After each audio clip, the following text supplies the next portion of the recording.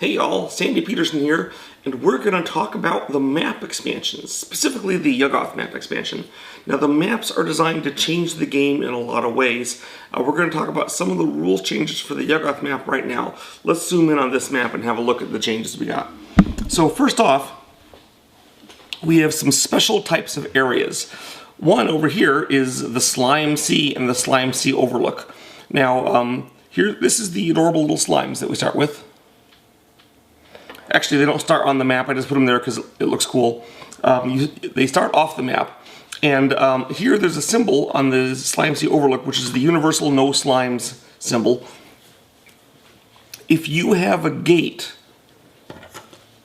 in the Slime Sea Overlook, then you're allowed to summon slimes. The first slime you summon is absolutely free. It costs you nothing. You just place them, it doesn't cost you a thing. Each subsequent slime costs you 1 power. Now this leads to a couple interesting strategic and tactical decisions. First, since this first one's free, you can summon him as a waiting move, just trying to wait and see what's going on, to hold off and kind of reserve your power. Also, if you've got 1 or 2 slimes and you go into battle and one of them's killed, you don't really care because, hey, it was free, right? They're combats too, so they're a real bargain. In other words, if you summon 2 of them, that's 4 dice you get to roll and it costs you 1 power total, which is kind of the best deal in the game. So now the restrictions they have, one is that they are summoned in the Slime Sea. Okay, any one of the areas of it, but that's where they appear. So you have to. So once they appear, then you move them out from there to go other areas. They can appear by other means. For example, if you're yellow sign, you can spawn them when you try to desecrate and things like that. Now the slimes, as I said, there's the no slime symbol in the overlook. They can't go to the overlook. That means you can't use them directly to guard the gate that summons them. You have to guard that by other means. Generally, because there's a bunch of them and they're kind of awkward to move, they tend to hover around here. Sometimes they'll move out a little bit and go to a few other areas, but you don't see them all across the whole board. They're sort of on this side of the map. Well, they could move across to here, right? So there's the slimes. They give you a couple little tactical and strategic decisions, and there's certainly a reason to want to go here and get those suckers out. Now, next we're going to talk about the laboratory. Okay, so the laboratory is up this area.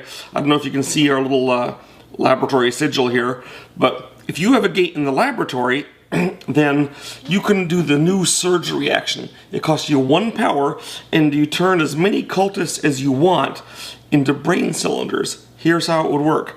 I'm here, I spend 1 power, I can replace, this is a brain cylinder, see? I replace this guy with a brain cylinder, and this guy with a brain cylinder, and I appear to have gotten a red brain cylinder instead of an orange one, but pretend it's orange, replace him with a brain cylinder, and now they're all brain cylinders. Now brain cylinders work like cultists. They generate 1 power per gather power phase. They can control gates. They can engage in combat. So you may ask, well, why would I even want them if they're the same as a cultist? And say, well, they're not exactly the same. Well, one reason you want them is because you just freed up 3 cultists back in your pool, and you can recruit those cultists again, which gives you a potential of 4 extra cultists, because each faction has 4 brain cylinder tokens. And another reason well, that's the main reason you want them. Another thing going on with the brain cylinders is that they can't move on their own. Okay, that means to move. Let's say I have some brain cylinders here in the laboratory. Well, I'll have them here in the oxygen sea. There's called brain cylinders, and I got a monster here. When you move any other creature from an area that has brain cylinders, you can drag them with you for free. So I can go here to the Desolation of Zax, take 2 brain cylinders with me, and that only cost me 1 point for that move because the brain cylinders don't cost anything to carry. Well, probably I wouldn't do it unless I have someone back here to take over this gate. Now, brain cylinders do have brain cylinders also are immune to pains. So for example, if a bad guy comes into your area, and fights you and inflicts pains on your unit, say that in the fight here, Cthulhu got no kills and 3 pains. Well, he'd get pained out because that's how it works. So we'll put him here. And these guys aren't pained, they stay behind. This is actually a weakness of the brain cylinders because it means they're stuck there with Cthulhu instead of being pained. Now, they have another interesting feature, which is that when you capture a brain cylinder, Other cultists, you capture and put them on your faction sheet and you can earn a power. With brain cylinders, you have a choice though. You can either capture the brain cylinder and put it on your thing just like any other cultist, or you can convert it to a brain cylinder of your color. So Cthulhu can immediately make these more cultists for himself and replace them with a green brain cylinder. So this means that even though there's only one laboratory on the map, over time, the brain cylinders, as there's a combat and the brain cylinders aren't panned out and they get captured, the brain cylinders start to get interchanged among other people's ownership, and everyone has one or two brain cylinders. Usually one faction, the one that controls the laboratory, has the most, but they're all over the place. The next area is the Green Pyramid, this unusual area here with the big thing. Now the Green Pyramid is pretty glorious because if you build a gate on the Green Pyramid, it gives you an extra power, which is, you know, nice. So you get 3 power per gate instead of 1. So everyone likes to have gates on the Green Pyramid. But there's a reason that it's not good, which is up here you see the Watcher postern, and there's these big red numbers on the pyramid. Well, every Doom phase, you roll a die. And if the die matches up, if a number on the die matches up with one of the areas where there's a gate, then the Watcher appears. Boom. Okay? This is the Watcher of the Green Pyramid.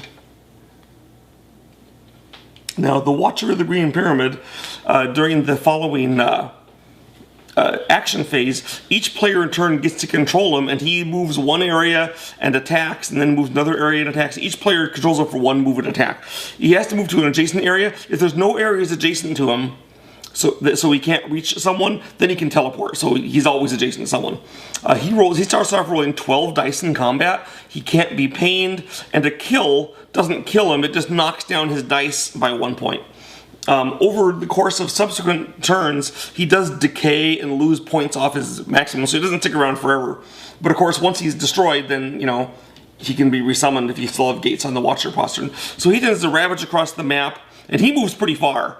Just annihilating people and taking down folks who are in the lead and kind of wrecking everything. So this is the rules that we have for the for Yuggoth, which of course is Pluto. You can see it's a desolate wasteland with areas like the Oxygen Sea and the desolation of Kanath and the Guruk Zone and you know, radiation wastes. So it's this horrible, dreary land. But the question is, okay, so you got these weird mismatched abilities that don't seem to come together. How does this change the way the game works? Well, every map expansion changes up the strategies of all the factions. Let me give you a couple of examples to show you what I mean. Let's take Cthulhu. Here's Cthulhu. He starts over here in the Nitrogen Sea. Now, on the Earth map, the first spellbook Cthulhu gets is pretty much always control 3 gates in ocean areas.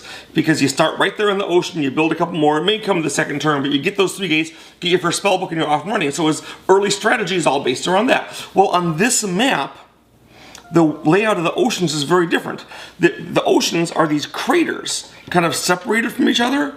Okay, so they're separated by land, and so Cthulhu can't easily get those 3 gates in the early game. Now, don't get me wrong. There's actually more ocean areas on Yuggoth than there is on the Earth map, but they're awkward to get to for Cthulhu. Now, this doesn't mean he doesn't get that spellbook. He does, but what happens is that spellbook has an optional alternate requirement, which is there are 4 gates in ocean areas. So on this map, Cthulhu generally relies on getting that spellbook not by his own efforts, but by other people gradually building gates in the areas. And that, like, usually Windwalker builds 2 gates in the area, so, you know, it happens. So Cthulhu can't rely on that spellbook early. Instead, he's got to focus on either getting Cthulhu out early or getting the kill another unit spellbook. But those spellbooks are easier to get for him because he's right next to the Green Pyramid, which lets him build gates, at some risk admittedly, that have extra power. And with that extra power, he can summon extra monsters, he can get Cthulhu out earlier and still have points to go fight with him, and if the Watcher comes out, he can, to some extent, modify the results by submerging Cthulhu and all his minions, so the Watcher can't really get to him.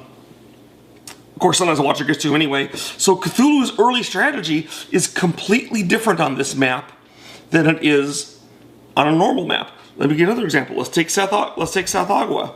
Okay, now on the Earth map, South Agua is over in North America, and he's kind of out of the beaten zone. The other guys are over in the old world, and they're fighting each other in Cthulhu Submerging and moving around, and he's sort of left alone for the first few turns, where he can kind of work on getting some spell books and kind of building up some power and maybe getting an army and doing things. But on this map, he is right in the middle of the action. Okay, and I mean, he's next to other factions that are lethal. He's really close to the laboratory, which everyone's fighting over all the time. And so South Agua on this map, instead of being the guy out in the boondocks who has to come over later on and mess with you, he has to be aggressive very early. I don't know if you've seen our playtest of Yuggoth, which is up on our YouTube site like this one, then you'll see that the South Agua player is super dominating, running around, eating monsters constantly, engaging in lots of combats, and that's what happens in this map. This South Agua, instead of sitting back and then coming in as a late bloomer, is kind of like always in your face, because that's what he's got to do on this map to survive. As one more example, let's take the King in Yellow. The King in Yellow on the regular map.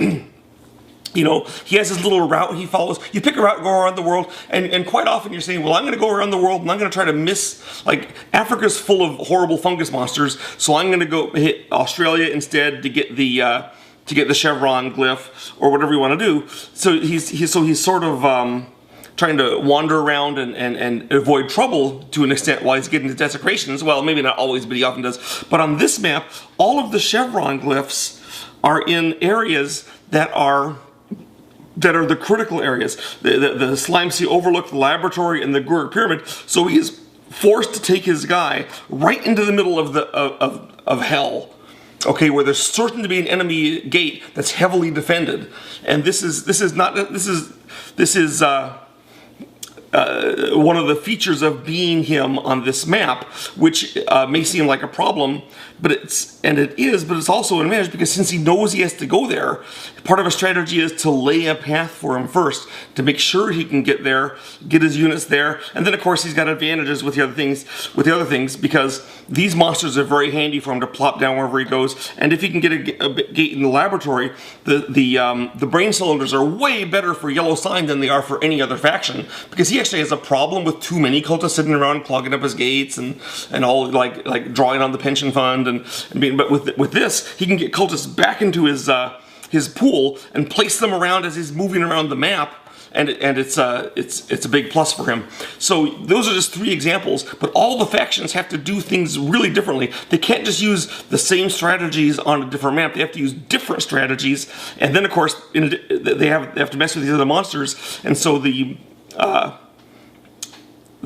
maps, all the maps do this to you. So if you're playing, if you're used to playing the game on the conventional map, and you're trying it out, and you know how all the factions work and how everything goes, and then you go on to, and then you buy a new map and you go onto that, you'll suddenly discover that everything is different. It's a whole new world, literally, and all your previously hard-earned skills and tactics are out the window, which is part of the fun of these maps. So they really do switch around the game a lot. And that is my story for today. We'll be doing more map videos later on. I hope you enjoyed this one. Thank you.